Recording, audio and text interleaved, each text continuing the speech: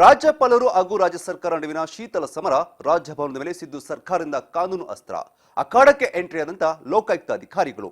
ಹಾಗಾದ್ರೆ ರಾಜ್ಯ ಸರ್ಕಾರ ಮತ್ತು ರಾಜ್ಯಪಾಲರ ನಡುವಿನ ಪತ್ರ ಸಂಘರ್ಷ ತನಿಖೆ ನಡೆಯಲು ಅನುಮತಿ ಕೋರಿ ಲೋಕಾಯುಕ್ತ ಪತ್ರ ಡಿಜಿಐಜಿಗೆ ಲೋಕಾಯುಕ್ತ ಪತ್ರ ರವಾನೆ ಮಾಡಲಾಗಿದೆ. ಅಧಿಕಾರಿಗಳ ವಿರುದ್ಧ ಲೋಕಾಯುಕ್ತ ತನಿಖೆ ಸಾಧ್ಯತೆ.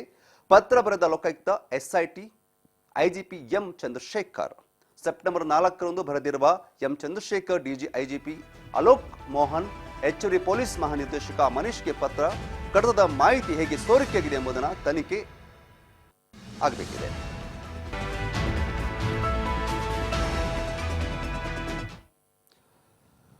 ರಾಜ್ಯಪಾಲರಿಗೂ ರಾಜ್ಯ ಸರ್ಕಾರ ನಡುವಿನ ಶೀತಲ ಸಮರಕ್ಕೆ ಈಗ ಈ ಒಂದು ಏನು ಮೂಡಾ ಕೇಸ್ನಲ್ಲಿ ಈಗ ರಾಜ್ಯಪಾಲರು ಹಾಗೂ ರಾಜ್ಯ ಸರ್ಕಾರ ನಡುವೆ ನಡೀತಾ ಇದೆ ಶೀತಲ ಸಮರ.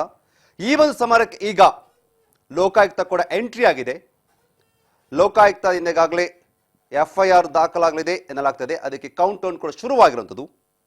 ಇನ್ನೇನು ಕೆಲವೇ ಕ್ಷಣಗಳಲ್ಲಿ ಎಫ್ಐಆರ್ ದಾಖಲಾಗಲಿದೆ. ಸಿಎಂ ಸಿದ್ದರಾಮಯ್ಯ ಅವರ ಮೇಲೆ ಇನ್ನೇನು ಕೆಲವೇ ಕ್ಷಣಗಳಲ್ಲಿ ಎಫ್ಐಆರ್ ದಾಖಲಾಗಲಿದೆ ಎನ್ನಲಾಗ್ತದೆ. ಏನು ಎಡಿಜಿಪಿ ಇದ್ದಾರೆ, ಅವರಿಂದ ಎಡಿಜಿಪಿಯಿಂದ ಈಗಾಗಲೇ ಇಮೇಲ್ ರವಾನೆಯಾಗಿದ್ದು ಎಸ್ ಪಿ ಉದೇಶ್ ಅವರಿಗೆ ಕೆಲವೇ ಕ್ಷಣ ಅದು ಸಿಕ್ಕ ಬಳಿಕ ಎಫ್ಐಆರ್ ದಾಖಲೆ ಆಗಲಿದೆ ಅಂತ ಹೇಳಲಾಗ್ತಾ ಇದೆ. ಸಮರ ನೋಡ್ತಾ ಇದ್ದೀರಾ. ಈಗಾಗಲೇ ಈ ಒಂದು ವಿಚಾರ ಕುರಿತಂತೆ ಲೋಕಸಭಾ ಈ ಒಂದು ವಿಚಾರ ಕುರಿತಂತೆ ಈಗಾಗಲೇ ಲೋಕಾಯುಕ್ತ ಕೂಡ ಎಂಟ್ರಿ ಆಗಿದೆ. ಅದಲ್ಲದೆ ರಾಜ್ಯಪಾಲರ ರಾಜಭವನದ ಮೇಲೆ ಕಾನೂನು ಅಸ್ತ್ರವನ್ನು ಬಳಸೋದಿಕ್ಕೆ ಸರ್ಕಾರ ಕೂಡ ಮುಂದಾಗಿರುವಂಥದ್ದು. ಸರ್ಕಾರವನ್ನು ದುರಸ್ಥಿತಿಗೊಳಿಸಲು ಅಥವಾ ಸರ್ಕಾರ ಅಸ್ಥಿರಗೊಳಿಸಲು ಕೇಂದ್ರ ಸರ್ಕಾರ ಇಲ್ಲಿನ ಸರ್ಕಾರ ಅಸ್ಥಿರಗೊಳಿಸಲು ಕೇಂದ್ರ ಸರ್ಕಾರ ರಾಜಭವನ ಬಳಸಿಕೊಳ್ತಾ ಇದೆ ಅಂತ ಆರೋಪಿಸಿರುವಂತಹ ಕಾಂಗ್ರೆಸ್ ನಾಯಕರು ರಾಜ್ಯಪಾಲರ ಮೇಲೆ ಅಥವಾ ರಾಜಭವನದ ಮೇಲೆ ಕಾನೂನು ಅಸ್ತ್ರವನ್ನ ಬಿಡಲು ರೆಡಿಯಾಗಿರುವಂಥದ್ದು. ರಾಜ್ಯಪಾಲರಿಗೂ ರಾಜ್ಯ ಸರ್ಕಾರದ ನಡುವಿನ ಶೀತಲ ಸಮರ ತಾರಕ್ಕೇರಿರುವುದು.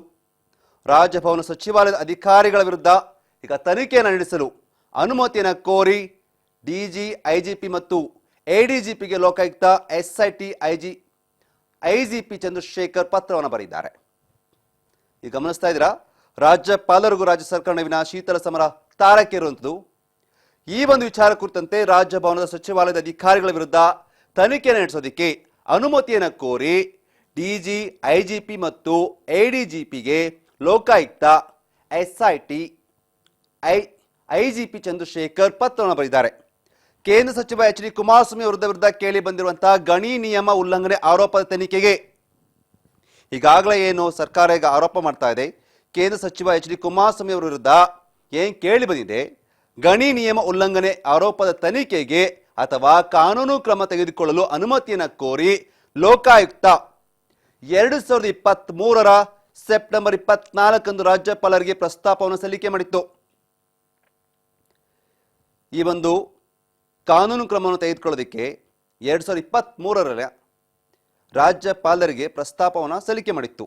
ಆ ಒಂದು ನಿಯಮಗಳ ಪ್ರಕಾರ 4 ತಿಂಗಳೊಳಗೆ ಕಡತ ವಿಲೇವಾರಿ ಮಾಡಬೇಕು ಅಂತ ಹೇಳಲಾಗಿದೆ. ಬಟ್ ಏನಾಗಿದೆ, 8 ತಿಂಗಳಿಂದ ಕಡತ ರಾಜ್ಯಪಾಲರ ಸಚಿವಾಲಯದಲ್ಲಿ ಬಾಕಿ ಉಳಿದಿದೆ. ಹಾಗಾಗಿ ಈ ವಿಚಾರ ಕುರಿತಂತೆ ಇದು ಭ್ರಷ್ಟಾಚಾರ ನಿಯಂತ್ರಣ ಕಾಯ್ದೆಯ ಸೆಕ್ಷನ್ 19 ಪ್ರಕಾರ ಸ್ಪಷ್ಟ ಉಲ್ಲಂಘನೆ ಆಗಲಿದೆ ಅಂತ ಹೇಳಲಾಗ್ತಾ ಇದೆ. ಸೊ ಎಚ್ ಡಿ ಕುಮಾರಸ್ವಾಮಿ ಅವರ ವಿರುದ್ಧ ಕಾನೂನು ಕ್ರಮ ಅಥವಾ ತನಿಖೆಗೆ ಅನುಮತಿಯನ್ನು ಕೋರಿ ಲೋಕಾಯುಕ್ತ ರಾಜ್ಯಪಾಲರಿಗೆ ಪತ್ರ ಬರೆದ ವಿಚಾರ ಆಗಸ್ಟ್ 7ರಂದು ಮಾಧ್ಯಮಗಳಲ್ಲಿ ವರದಿಯಾಗಿತ್ತು. ಈ ಒಂದು ವಿಚಾರ ವರದಿಯಾಗಿರುತ್ತೆ. ಸುದ್ದಿ ಪ್ರಸಾರವಾದ ಬಳಿಕ ಆಗಸ್ಟ್ 20ರಂದು ರಾಜ್ಯಪಾಲರು ಲೋಕಾಯುಕ್ತ ಪೊಲೀಸ್ ವಿಭಾಗಕ್ಕೆ ಪತ್ರವನ್ನು ಬರೆದು ಮಾಹಿತಿ ಹೇಗೆ ಸೋರಿಕೆ ಆಯಿತು ಅಂತ ವರದಿಯನ್ನು ಕೇಳಿದ್ದಾರೆ. ಬೆಂಗಳೂರು ಲೋಕಾಯುಕ್ತ ಪೊಲೀಸ್ ವಿಭಾಗಕ್ಕೆ ಪತ್ರ ಬರೆದು ಮಾಹಿತಿ ಹೇಗೆ ಸೋರಿಕೆ ಆಯಿತು ಅಂತ ವರದಿಯನ್ನು ಕೇಳಿದ್ದಾರೆ. ಈ ಬಗ್ಗೆ ಆಂತರಿಕವಂತ ತನಿಖೆ ಆಗಬೇಕು, ತನಿಖೆ ನಡೆಸಿ ಲೋಕಾಯುಕ್ತ ಸಂಸ್ಥೆಗೆ ಯಾವುದೇ ಮಾಹಿತಿ ಸೋರಿಕೆ ಆಗಿಲ್ಲ ಅಥವಾ ಮಾಹಿತಿ ಸೋರಿಕೆಯಲ್ಲಿ ಎಸ್ಐಟಿ ಪಾತ್ರ ಇಲ್ಲ ಎಂದು ವರದಿ ಕೂಡ ನೀಡಿತ್ತು. ಇದೇನೀಗ ರಾಜ್ಯಪಾಲರಿಗೂ ಸರ್ಕಾರದ ಒಂದು ಶೀತಲ ಸಮರ ನಡೀತಾ ಇದೆ ಅಂತ ಆ ಒಂದು ಸಮರ ಈಗ ತಾರಕ್ಕೇರುವಂಥದ್ದು. ಯಾವ ವಿಚಾರ ಅಂತಂದ್ರೆ, ಕೇಂದ್ರ ಸಚಿವ ಎಚ್ ಡಿ ಕುಮಾರಸ್ವಾಮಿ ಅವರ ವಿರುದ್ಧ ಕೇಳಿ ಬಂದಂತ ಗಣಿ ನಿಯಮ ಉಲ್ಲಂಘನೆ ಆರೋಪದ ಒಂದು ತನಿಖೆ ಏನಿದೆ, ಆ ಒಂದು ತನಿಖೆ ಕುರಿತಂತೆ ರಾಜ್ಯಪಾಲರು ಹಾಗೂ ರಾಜ್ಯ ಸರ್ಕಾರದ ನಡುವಿನ ಶೀತಲ ಸಮರ ತಾರಕ್ಕೇರಿದೆ. ಇದೀಗ ಕಡತದ ಮಾಹಿತಿ ಹೇಗೆ ಸೋರಿಕೆಯಾಗಿದೆ, ಏನು ರಾಜ್ಯಪಾಲರ ಇಲಾಖೆಯಿಂದ ಅದೇಗೆ ಮಾಹಿತಿ ಸೋರಿಕೆ ಆಯಿತು ಅನ್ನೋ ಒಂದು ತನಿಖೆ ನಡೆಸುವ ಅಗತ್ಯವಿದೆ ಅಂತ ಹೇಳಲಾಗ್ತಿದೆ. ಹೀಗಾಗಿ ರಾಜಭವನ ಸಚಿವಾಲಯದ ಅಧಿಕಾರಿಗಳ ವಿರುದ್ಧ ತನಿಖೆ ನಡೆಸಲು ಅನುಮತಿಯನ್ನು ಕೋರಿ Lokayukta, Bengaluru Lokayukta special SIT IGP M Chandrashekhar September 4ರಂದು DG, IGP ಅಲೋಕ್ ಮೋಹನ್ ಮತ್ತು ಹೆಚ್ಚುವರಿ ಪೊಲೀಸ್ ಮಹಾನಿರ್ದೇಶಕ ಮನೀಶ್ ಅವರಿಗೆ ಪತ್ರವನ್ನು ಬರೆದು ಮನವಿ ಮಾಡಿಕೊಂಡಿದ್ದಾರೆ. ನೀವು ಗಮನಿಸ್ತಾ ಇದ್ದೀರಾ, ರಾಜ್ಯಪಾಲರು ಹಾಗೂ ರಾಜ್ಯ ಸರ್ಕಾರದ ನಡುವಿನ ಶೀತಲ ಸಮರ ಈಗ ತಾರಕ್ಕೇರಿದೆ.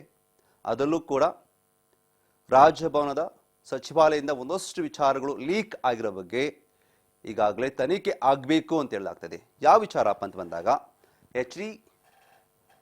ಕೇಂದ್ರ ಸಚಿವ HD ಕುಮಾರಸ್ವಾಮಿ ಅವರ ವಿರುದ್ಧ ಕೇಳಿ ಬಂದಂತಹ ಒಂದು ಗಣಿ ಏನು ನಿಯಮ ಉಲ್ಲಂಘನೆ ಆರೋಪದ ತನಿಖೆಗೆ ಈಗ ಕಾನೂನು ಕ್ರಮವನ್ನು ತೆಗೆದುಕೊಳ್ಳುವ ಅನುಮತಿ ಕೋರಿ ಲೋಕಾಯುಕ್ತ ಕಳೆದ ವರ್ಷ ಅಂದರೆ 2023 ಸೆಪ್ಟೆಂಬರ್ 24ರಂದು ರಾಜ್ಯಪಾಲರಿಗೆ ಪ್ರಸ್ತಾವ ಸಲ್ಲಿಕೆಯನ್ನು ಮಾಡಿತ್ತು.